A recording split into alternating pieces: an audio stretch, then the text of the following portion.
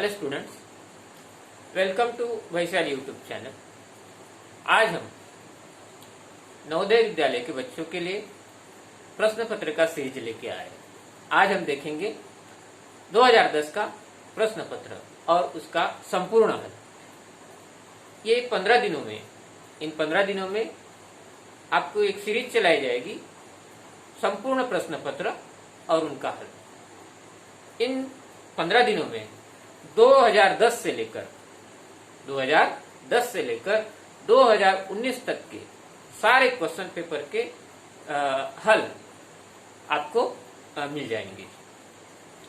तो जरूरत है आपको इन 15 दिनों में हमारा या आपका कोई भी वीडियो ना छूटे, क्योंकि ये वीडियो आपके लिए और हमारे लिए भी बहुत ही महत्वपूर्ण है।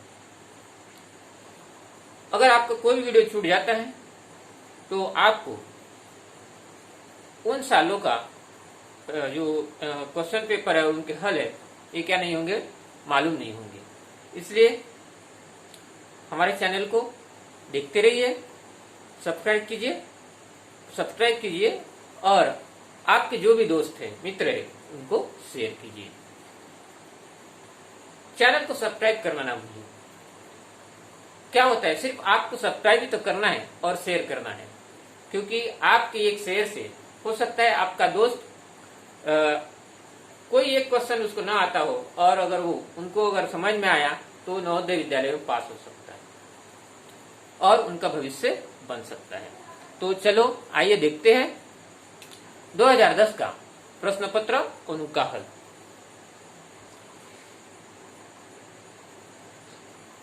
तो ये क्वेश्चन पेपर, ये वाले मोबाइल में हमारा एक क्वेश्चन पेपर है, तो इसी से हम देख के आपको बताएंगे।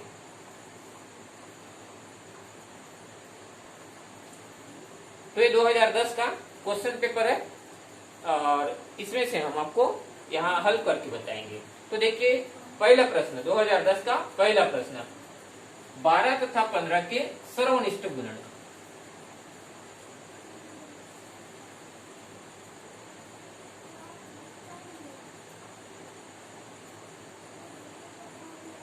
प्रश्न पत्र हल सीरीज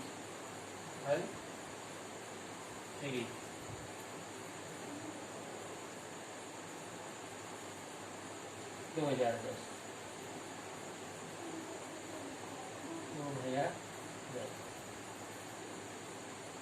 तो ये 2010 का क्या है, क्वेश्चन पेपर है। प्रश्न क्रमांक 1 है, देखिए प्रश्न क्रमांक 1, 12 तथा 15 के सार्वनिष्ठ गुणनखंड। 12 तथा 15 के सार्वनिष्ठ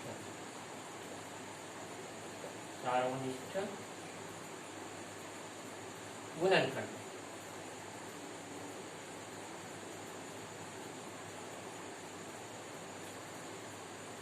बारह तथा 15 के सार्वनिष्ठ गुणनखंड। तो देखिए बेटा, सार्वनिष्ठ गुणनखंड मीन्स क्या होता है? सार्वनिष्ठ गुणनखंड मीन्स क्या होता है? इसे हम इंग्लिश में कॉमन फैक्टर, क्या कॉमन फैक्टर्स, इसको हम इंग्लिश में कहते हैं कॉमन फैक्टर, और हिंदी में कहते हैं इसको सार्वनिष्ठ गुणनखंड। तो चलिए देखते हैं कि 12 और 15 के सार्वनिष्ठ गुणनखंड क्या होंगे। यह है 12 और ये है 15। इधर देखिए, 12 को पहले निकालते हैं तो गए वो 2 छक्के 12, फिर 2 गुणित 2 गुणित 3, ठीक है।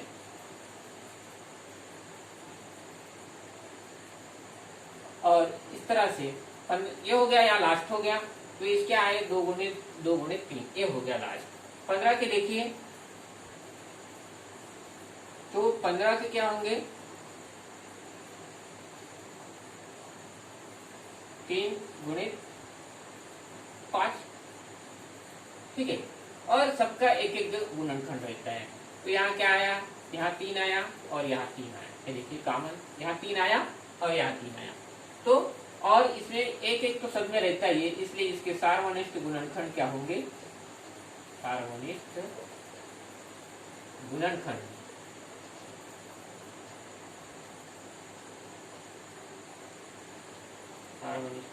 होंगे 1 और 3। अब 1 और 3 कैसे? अगर आपको यहाँ समझ में नहीं आया, दूसरे हिसाब से देखिए, भाग विधि से। किससे? भाग विधि से। भाग विधि से बताते हैं हम आपको। ये है 12 यहाँ, ये होगा 2 छक्के 12, फिर 2 तिया 6 और ये 3 एकम 3, ये हो गए 12 के। यहाँ देखिए 15 का 3 से जाएगा, 3 पंचे 15 और ये 5 एकम 5। तो यहाँ देखिए, यहाँ क्या क्या कॉमन है? ये 3 कॉमन है, यहाँ पर भी देखिए ये 3 कॉमन है, मीन्स यहाँ और यहाँ 3 है, आया एक बार, यहाँ 1 है और यहाँ 1 है। तो इसके सार्वनिष्ठ गुणनखंड क्या हो गए? सार्वनिष्ठ गुणनखंड 1 बराबर 1 और 3, 1 और 3। देख लीजिए, उम्मीद करता हूँ ये वाला क्वेश्चन आपको समझ में आया होगा। 12 तथा 15 के सार्वनिष्ठ गुणनखंड। सार्वनिष्ठ गुणनखंड, सार्वनिष्ठ गुणनखंड मीन्स क्या होता है? Common factor. सार्वनिष्ठ गुणनखंड में कॉमन फैक्टर। कॉमन किसे कहते हैं? जो दोनों में हो। देखिए यहाँ 3 है, यहाँ 3 है, यहाँ 2 और 2 है, मगर यहाँ 2 नहीं है, यहाँ 5 है तो यहाँ 5 नहीं, मगर कॉमन क्या है? यहाँ पर भी 3 है, यहाँ पर भी 3 है, तो ये 3, यहाँ पर 1 है, यहाँ पर 1 है, तो इसे कहते हैं सार्वनिष्ठ गुणनखंड। चलिए हम दूसरा क्वेश्चन देखते हैं।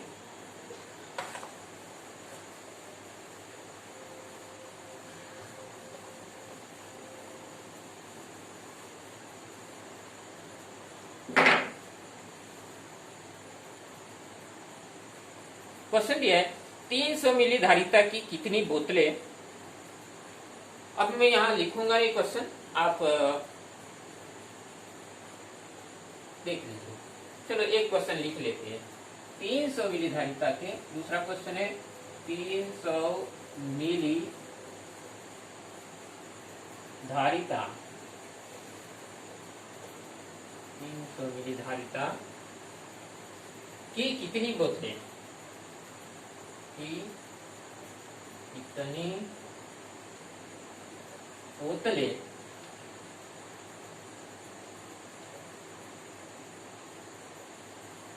कितनी बोतलें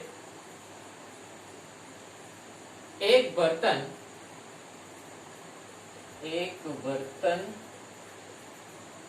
जिसमें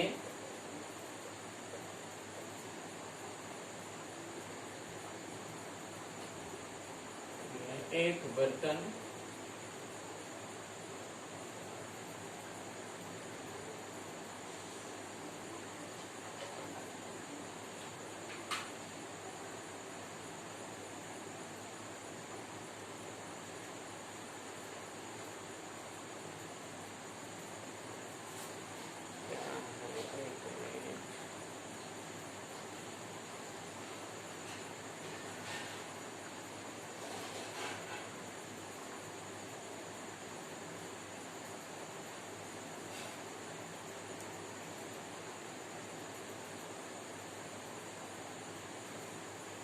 देखते रहिए।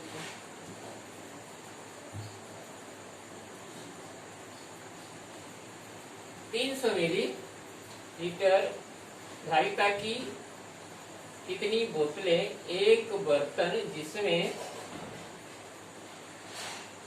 2.85 घन मीटर तेल, घन मीटर तेल है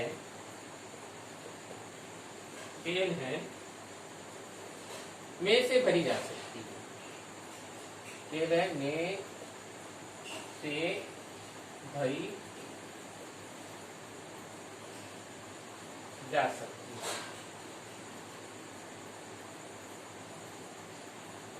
तो देखिए एक क्वेश्चन देखने के लिए हमें बड़ा ही थोड़ा हार्ड टाइप का लगता है, मगर हार्ड नहीं। क्या दिया है? 300 मिली धारिता की कितनी बोतलें।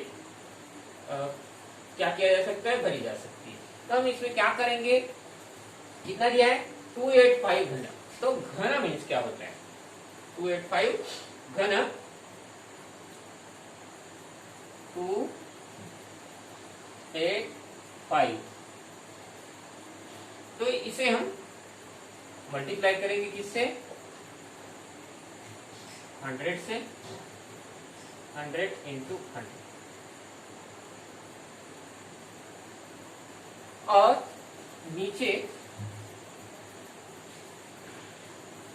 नीचे हम उसको कितना दिया है 300 मिली, 300 मिली से यहाँ 100 और आएगा, ठीक है। 300 मिली से क्या करना है इसको, तो देखिए यहाँ ये 0 कटा, ये 0 कटा। अब यहाँ क्या बचा, 3 बचा। देखिए यहाँ ये हो गया 285 और ये कितने 0 है, 4 0, 1 2 3 4। अब यहाँ 585 के बाद क्या है, तो ये 3 है। इसको हम यदि भाग देते हैं तो कितना होगा, 300 है, कितना होगा 3 से अगर यदि भाग देते, चलो 3 से भाग देते तो कितना होगा, 3 9 27, ठीक है, 3 9 27, कितना बचा, 1 बचा। और ये 3 पंचे 15, 3 पंचे 15, 3 पंचे 15, ठीक है। अब इसको अगर ये भी आपको नहीं आता उधर समझ में, तो इधर देख लीजिए कितना है 285 और ये है कितने 0 है, 4 0 है। तो यहाँ देख लीजिए क्या होगा, ये 3 से हम इसको डिवाइड करके 3 9 27, 1 बचा, ये 5 हो गया, 3 पंचे 15, ठीक है, 3 पंचे 15 हो गया। और ये देखिए यहाँ कितने 0 है, 4 0 है। अब इसमें से हमें यहाँ कितना दिया है, ये 85, तो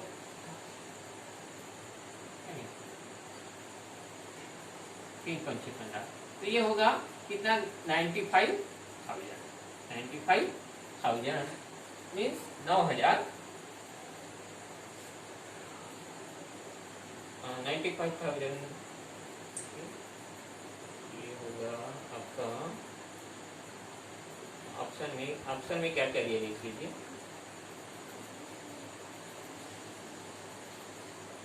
कितना आ रहा है,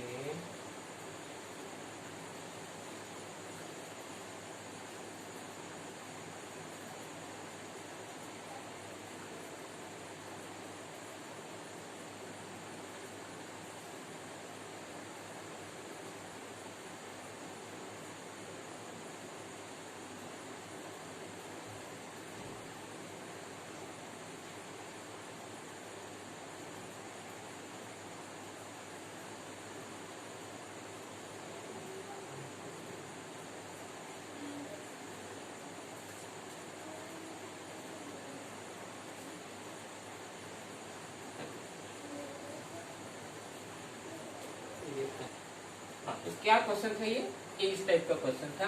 तो देखिए हमने यहाँ के 2 0 काटे। अब देखिए यहाँ क्या बचा, यहाँ 285 और यहाँ 4 0, देखिए 285 और ये है 1 2 3 4, ठीक है।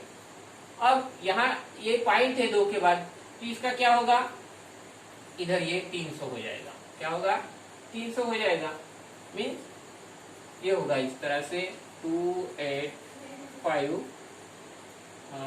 800, ठीक है, देखिए, और यहाँ होगा ये 300 हो गया। इसके बाद हम इसके फिर अगर 2 0 काटते हैं, क्योंकि यहाँ पॉइंट है, हमने पॉइंट हटा दिया, इसके 2 0 आए, तो चलो हम यहाँ की 2 0 हटा दिए। अब क्या होगा देखिए, ये यहाँ मीन्स ये 2 0 कटे, तो इधर के भी हमारे 2 0 कटेंगे, ठीक है। अब ये देखिए 3 9 27, ठीक है, और यहाँ कितना बचा, एक बचा, कितना बचा, एक बचा, ये 5, तो ये 3 पंचे 15, 15, ठीक है, ये 2 जीरो बचे, ये 2 जीरो बचे, ये हम इसको ऊपर लेंगे, तो ये हो गया आंसर। क्या आएगा आपका उत्तर, ये देखिए कितना आया, 9500,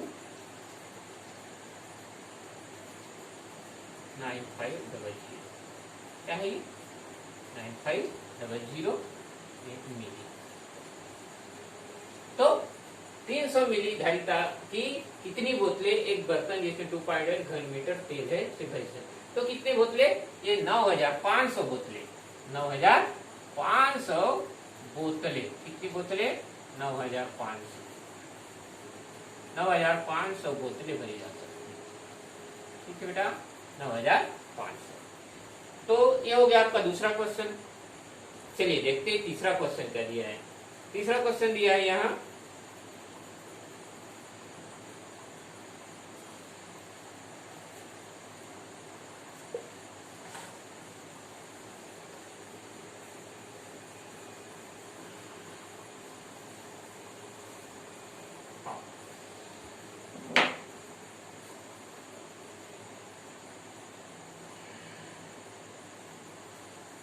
to seven five, question number 3, 275.003 into 3.005 का लगभग मान है, ठीक है, का लगभग मान है। तो यदि हम इसको सॉल्व करते हैं तो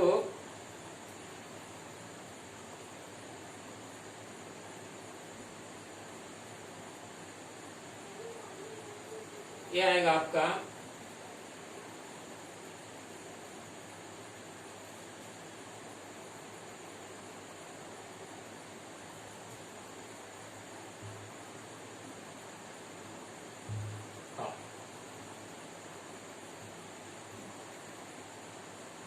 एट टू सिक्स।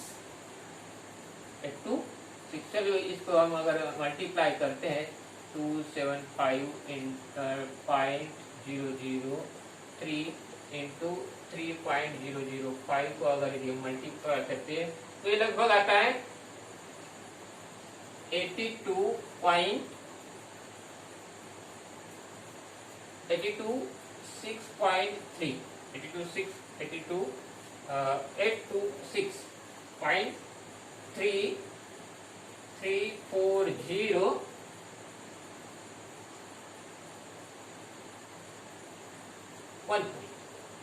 ये इसका लगभग इतना आता है, ठीक है, मगर इसको आपका लगभग इसको 825 कहा गया है, ठीक है, कितना 825, तो 825 इसका मान होता है, लगभग 825 इसका क्या होता है, मान होता है।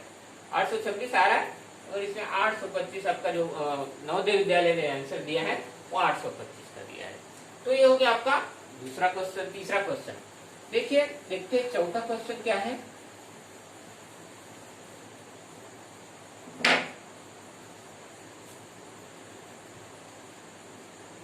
चौथा क्वेश्चन, एक व्यक्ति ने एक पुराना साइकिल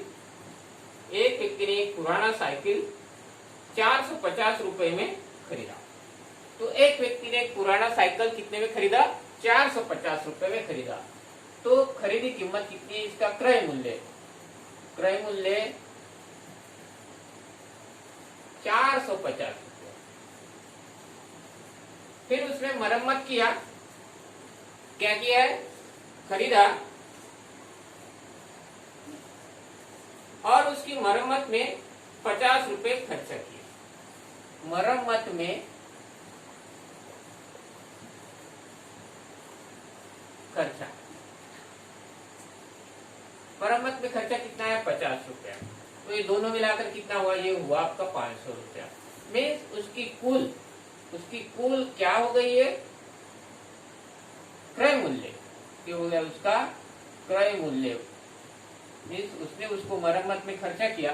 मान के चलिए कि आप कोई मोटरसाइकिल लेते हैं और उसमें अगर आप 100-200 रुपया खर्चा करते हैं, 100-200 रुपया खर्चा करेंगे, मान के चलो आपने कोई मोटरसाइकिल ली, उसकी कीमत है अगर 7,500 रुपया है, और 500 रुपए का आपने उसमें कुछ क्या किया, खर्चा किया, ब्रेक लगवाए, कुछ ऑयल वगैरह लगवाए, और उसका खर्चा आया मान के चलो 500 रुपया।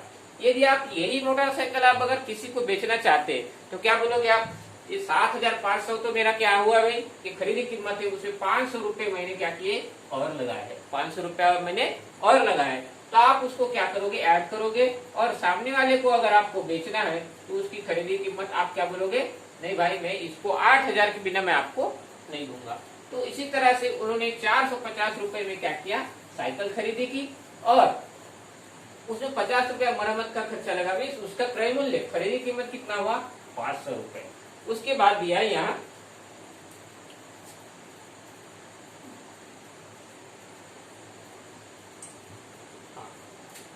यहाँ 500 रुपए,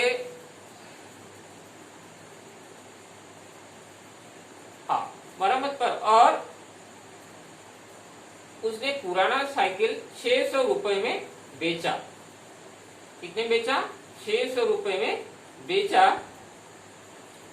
तो उसका लाभ प्रतिशत ज्ञात कीजिए, उसका लाभ प्रतिशत ज्ञात कीजिए। तो उसने बेचा कितने में, 500 रुपए में खरीदा और बेचा कितने में, 600 रुपए में। मीन्स लाभ बराबर क्या होगा, लाभ बराबर क्या, विक्रय मूल्य, जिसे हम क्या कहते हैं, सेलिंग प्राइस। क्या कहते हैं, सेलिंग प्राइस। तो ये हो गया विक्रय मूल्य माइनस क्रय मूल्य, विक्रय मूल्य माइनस क्रय मूल्य। तो विक्रय मूल्य कितना है भैया, 600 रुपए है। विक्रय मूल्य कितना है, 600 रुपए, और उसका खरीदी कितना है, 500 रुपए। कितना है ये, 500 रुपए। तो उसका लाभ कितना हुआ, लाभ हुआ उसको 100 रुपए। कितना हुआ, 100 रुपया लाभ हुआ। तो इसी तरह से अगर उसको 100 रुपया लाभ हुआ तो क्या होगा, उसका लाभ प्रतिशत हमें निकालना है।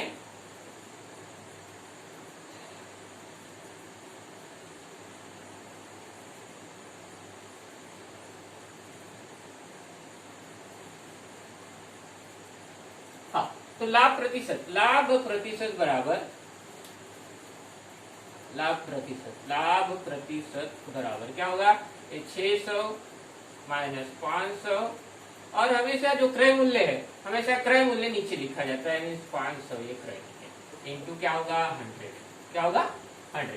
तो ये देखिए, ये 2 जीरो कटा, ये 2 जीरो कटा, ऊपर क्या बचा 600 और ये 500, क्या बचा 5 बचा। तो इसमें से ये कितना हुआ, 600 माइनस 500 कितना बचा बेटा, 100 बचा यहाँ, और नीचे क्या बचा 20। तो 5 एकम 5, 5 20 100, 5 20 100। तो लाभ प्रतिशत कितना हुआ, लाभ प्रतिशत कितना हुआ 20%। कितना हुआ ये 20% उनको लाभ मिला। कितना मिला, 20% लाभ मिला। देखिए लाभ बराबर क्या होता है, विक्रय मूल्य माइनस क्रय मूल्य। लाभ बराबर होता है विक्रय मूल्य माइनस क्रय मूल्य। तो विक्रय मूल्य कितना है अपना, 600 रुपए में उन्होंने बेचा, और क्रय मूल्य खरीदा था कितने, 500 में। तो 600 माइनस 500 ये क्या हुआ आपका 100 रुपए लाभ हुआ। तो लाभ बराबर क्या हुआ, ये क्या है, विक्रय मूल्य माइनस क्रय मूल्य अपॉन अपॉन क्रय मूल्य। विक्रय मूल्य माइनस क्रय मूल्य अपॉन क्रय मूल्य इंटू 100। देखिए यहाँ के 2 जीरो काटे हमने, यहाँ के 2 जीरो काटे, बचा के यहाँ 600 माइनस 500 100 भागी 5 बराबर ये आया कितना 20। तो लाभ प्रतिशत हुआ, लाभ हुआ 20%। ठीक है, चलो इसके आगे का क्वेश्चन देखते हैं।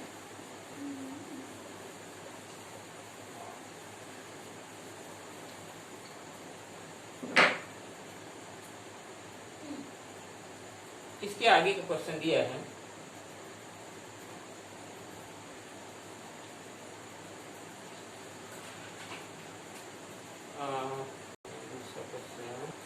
सोलह लाख 813 को लिखा जाता है। देखिए एकदम सिंपल क्वेश्चन है, 16,08,13 को कैसे, मगर बच्चे यहाँ गलती कर देते हैं। देखिए क्या दिया है, 16 लाख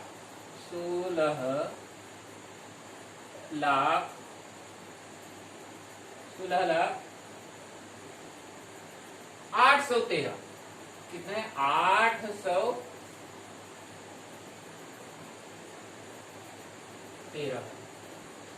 813 होता क्या है, कुछ डेढ़ होशियार बच्चे होते हैं। कैसे डेढ़ होशियार, अरे ये तो एकदम सरल है मुझे आता है, क्या होता है एकदम सरल है मुझे आता है, और वो फटाफट लिख देते हैं। और होता क्या, उसमें गलती होती है, मगर हमें हमारा एक एक मार्क्स इसमें क्या है, महत्वपूर्ण है। इसलिए हमें इसको क्या लिखना है, देखिए इसको एक सॉल्व करने की पद्धति है कि हमारा कोई भी क्वेश्चन गलत ना हो। तो इसको हम इस तरह से लिखेंगे, पहले जो दिया है 16 लाख को लिखेंगे। तो देखिए बेटा, लाख में कितने जीरो होते हैं, लाख में 5 जीरो होते हैं। अगर आपको नहीं समझ में आता है तो इस तरह से आपको काउंट करना है। देखिए इकाई, दहाई, सैकड़ा, हजार, 10,000, लक्ष, 10 लाख तक, ये देखो 10 लाख। इसमें 1 और 10, ये देखो 1 और 10 मीन्स इकाई और दहाई, तो आए मीन्स ये हो गया 16 लाख। अब 16 लाख, अब क्या दिया 800। नीचे छोटी संख्या लिखते समय हमेशा क्या, कहां से लिखेंगे हम, पीछे से लिखेंगे, इधर से चालू करना, इधर से नहीं, कहां से, ये जो जीरो है लास्ट वाला, इसके नीचे से चालू करेंगे। तो क्या होगा 800, देखिए यहाँ 800। फिर क्या दिया है 13, तो ये देखो यहाँ लिखेंगे 13 और हम इसको प्लस कर देंगे। अगर यदि हम ऐसा करते हैं तो क्या होगा, हमारी कोई गलती नहीं होगी, क्योंकि किसी को पता ही नहीं होता है कि इसमें जीरो कितने लगते हैं, 16 लाख में जीरो कितने लगते हैं। तो देखिए यहाँ कितना आया 3, यहाँ 1, ये 8 और ये 16, तो ये हो गया आपका 16,08,13, ये हो गया 16,08,13। तो काउंट कीजिए, देखिए अगर आपको डाउट है इसमें तो इसको क्या कीजिए, आप पीछे से काउंट कीजिए, यहाँ से देखिए इकाई, दहाई, सैकड़ा, हजार, 10,000, लक्ष, 10 लाख मीन्स 16 लाख। और ये देखिए इकाई, दहाई, सैकड़े में क्या आया 8 आया, 800 हो गया है ना। इकाई, दहाई, सैकड़ा, हजार, 10,000, लक्ष और 10 लक्ष मीन्स 10 लक्ष में से यहाँ 2 अंक है, तो ये हो गया 16 लाख। और ये देखो इकाई, दहाई, सैकड़ा 800 और ये 13, 813। तो इस तरह से ये हमारा आंसर क्या है, सही है। और ये वाला क्वेश्चन आपको हमेशा हर एग्जाम में पूछा जाता है, हर साल पूछा जाता है। इसलिए इसको सॉल्व करने का आसान तरीका ये है कि पहले आप जो दिया है उसको लिख लिए, 16 लाख या 800 और 13, और इसे क्या कीजिए आप जोड़ दीजिए, तो आपका आंसर क्या नहीं होगा, गलत नहीं होगा। चलिए अगला क्वेश्चन देखते हैं। एक 5 क्वेश्चन है, इसमें आप एक दिन में 5 क्वेश्चन आपको क्या करेंगे, सॉल्व करके दिखाते जाएंगे। एक पार्क में 14 क्या दिया, देख लीजिए, सुन लीजिए। एक कार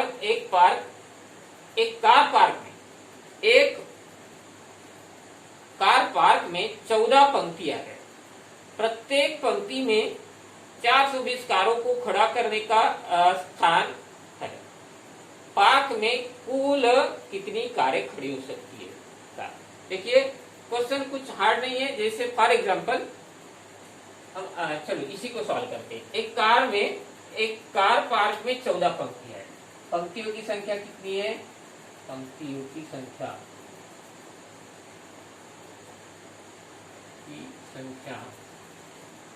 बराबर 14, ठीक है। पंक्तियों की संख्या 14 और प्रत्येक पंक्ति में संख्या, प्रत्येक पंक्ति में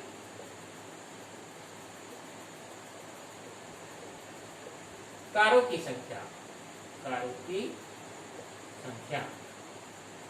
प्रत्येक पंक्ति में कारें लिख लो, चलो कारें लिख लो, कितना है 420।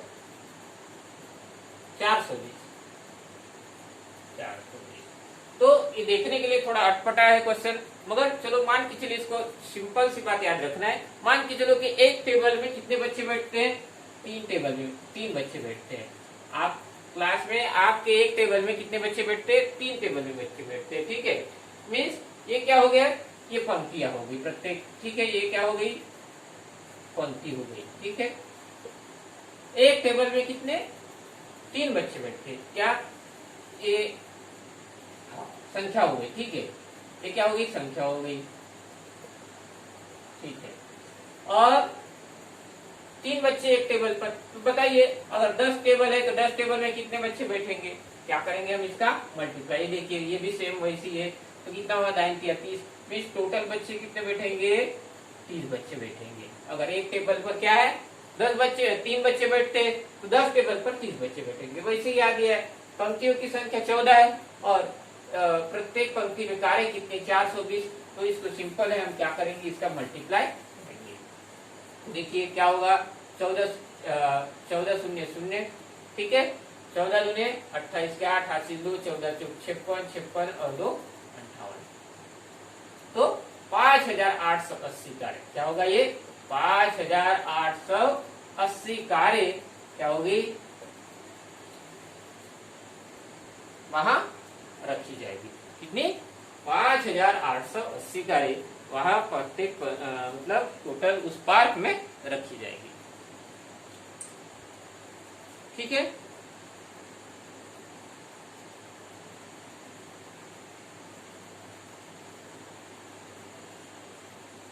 अगला क्वेश्चन है, देखिए एक संख्या 50 से कम है। एक संख्या यदि 50 से कम है, 50 से कम, ठीक है। 7 की गुणज है, 7 की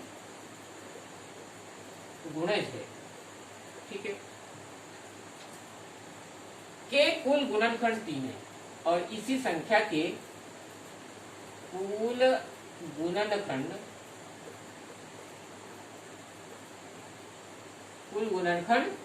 3 है। तो एक संख्या 50 से कम है, 7 की गुणज है और इसके कुल गुणनखंड कितने हैं? 3 है।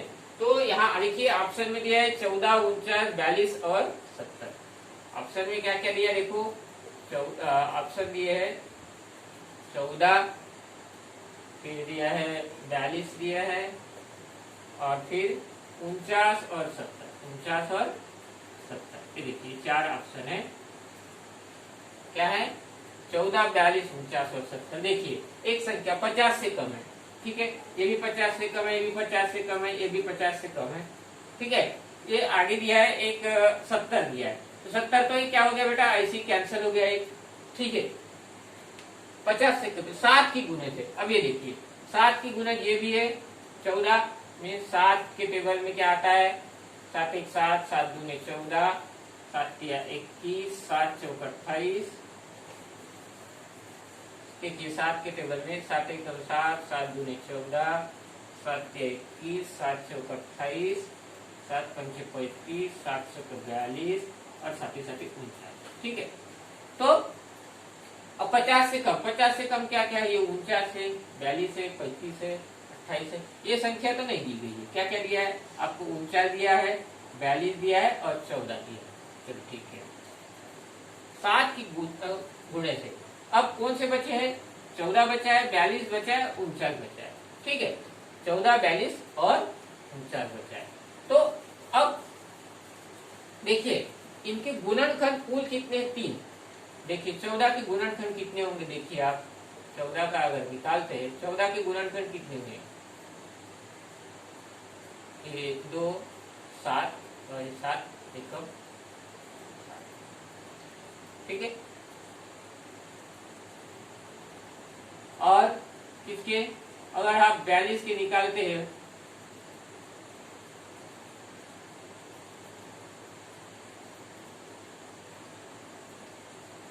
बैलिस की क्या होगा? 2 21, ये 15 7 और 7, ठीक है। अब 49 के निकालेंगे तो 49 का कितना होगा? देखिए ये 49, तो ये 7 7 7 49 और ये 7 1 7, ठीक है। तो इसके गुणनखंड कितने हुए? 7 और 1, इसके 2 ही हुए। ठीक है, इसके कितने हुए? 2 7। ठीक है, 2 और 7 हो गए। ठीक है, इसके 2 और 7, इसके 2 हो गए। ठीक है, अब इसके देखिए 2 3 और 7, 2 3 और 7, तो वो संख्या क्या होगी? 42। वो संख्या होगी आपकी 42। क्या होगी? 42। ठीक है, तो आज इस तरह से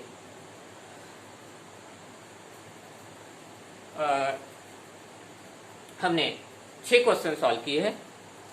बाकी कल अगली सीरीज में दूसरे पार्ट में हम आपको क्या करेंगे? बाकी के क्वेश्चन सॉल्व करेंगे।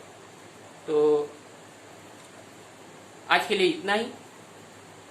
तो उम्मीद करता हूं कि आपको हमारा ये क्वेश्चन आपको समझ में आए होंगे। यदि आपको अच्छा लगा, समझ में आया हो, तो लाइक कीजिए और कमेंट कीजिए। और हमारे वैशाली यूट्यूब चैनल को सब्सक्राइब कीजिए, शेयर कीजिए, और सब्सक्राइब करना ना भूले, शेयर करना ना भूले। यदि आप सब्सक्राइब करेंगे तो आने वाले क्वेश्चन सीरीज की नोटिफिकेशन आपके पास पहुंचती रहेगी और आपको प्रश्न पत्रों को आसानी से आप क्या करेंगे? हल कर सकेंगे। देखिए, पूरे 2010 से 2019 तक के ये क्या है? प्रश्न पत्रों का सीरीज है। और इन 10 सालों में इन 10 या 9 क्वेश्चन पेपर है आपके 2010 से 19 तक। तो ये 9 क्वेश्चन पेपर यदि आप सॉल्व करते हो तो मैं उम्मीद करता हूं कि आपका कोई भी क्वेश्चन यहाँ से क्या नहीं करेगा? आने वाले एग्जाम में छूटेगा नहीं। तो आज के लिए इतना ही। धन्यवाद।